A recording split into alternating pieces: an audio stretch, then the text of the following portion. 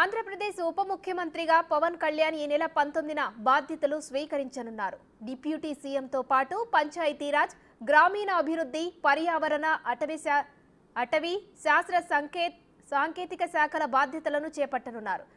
CM తర్వాత ఎక్కువ శాఖలు పవన్ కళ్యాణ్ దగ్గరే ఉన్నాయి. జనసేన సిద్ధాంతాలు, పవన్ ఆలోచనలకు అనుగుణంగా ఉన్న శాఖలను కేటాయించారని పార్టీ శ్రేణులు హర్షం వ్యక్తం చేస్తున్నారు.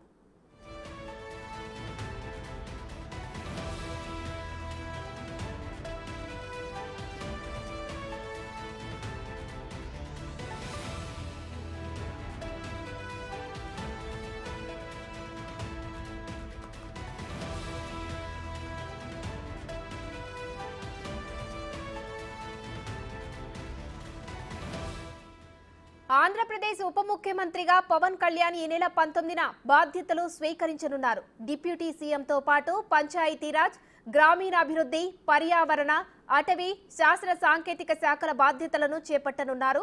సీఎం తర్వాత ఎక్కువ శాఖలు పవన్ కళ్యాణ్ దగ్గరే ఉన్నాయి. జనసేన సిద్ధాంతాలు, పవన్ ఆలోచనలకు అనుగుణంగా ఉన్న శాఖలను కేటాయించారని పార్టీ శ్రేణులు హర్షం వ్యక్తం చేస్తున్నారు.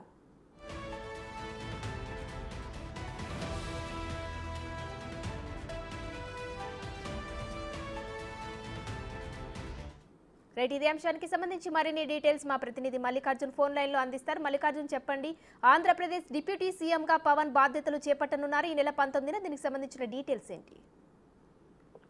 పవన్ కళ్యాణ్ ఎప్పుడు ఛార్జ్ తీసుకుంటారనే సస్పెన్స్ కూడా తెరపడిందని కూడా చెప్పుకోవచ్చు.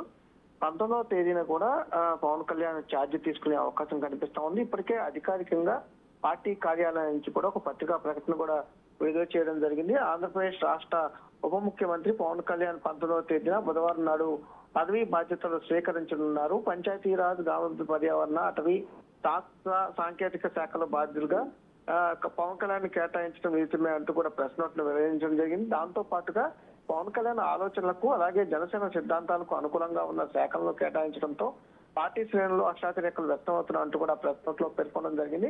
అయితే ఇక్కడ ఏ సమయానికి తీసుకుంటున్నారు, అదే ఏ ఛాంబర్ తీసుకున్నారు అనేది ప్రస్తావించలేదు. కానీ బాధ్యతలు తీసుకుంటున్న డేట్ అయితే జనసేన ఇప్పటికీ ప్రకటించడం జరిగింది. జనసేన అధినేత పవన్ కళ్యాణ్ డిప్యూటీ సీఎం గా బాధ్యతల నేపథ్యంలో ఎక్కడ కేటాయిస్తారనే ఆసక్తి అయితే కొనసాగుతూ ఉంది. పవన్ కళ్యాణ్ కి సంబంధించి మొదటి బ్లాక్ లోనే ఆయన ఛాంబర్ కేటాయించే అవకాశం ఉన్నట్టు కూడా తెలుస్తున్న పరిస్థితి కనిపిస్తా ఉంది. ప్రత్యేకంగా ఎందుకంటే ఎన్డీఏ కూటమి ఏర్పడటానికి ఆంధ్రప్రదేశ్ లో పవన్ కళ్యాణ్ ఎంతో కృషి చేశారు కాబట్టి ఎక్కడా పవన్ కళ్యాణ్ కి ఇంపార్టెన్స్ తగ్గకుండా కూడా ఇటు టీడీపీ అధినేత ముఖ్యమంత్రి చంద్రబాబు నాయుడు కూడా ఆయన ప్రధాన ప్రాధాన్యత ఇస్తున్నట్టు కూడా తెలుస్తా ఉంది. అందులో భాగంగానే ఏదైతే ముఖ్యమంత్రి కార్యాలయం ఉందో ఆ కార్యాలయంలో ఉన్న బ్లాక్ లోనే ఆయనకి ఇటు కేటాయింపు చేస్తారు ఛాంబర్ అంటూ కూడా పెద్ద ఎత్తున వార్తలు వస్తా ఉన్నాయి. అక్కడ కుదరకపోయినా అట్లాగే సచివాలయంలో 4 బ్లాకుల్లో పెద్ద ఛాంబర్ ఏదైతే ఉంటుందో ఆ ఛాంబర్ ని కేటాయించే అవకాశం అయితే కనిపిస్తా ఉంది. Right, thank you Mallikarjun.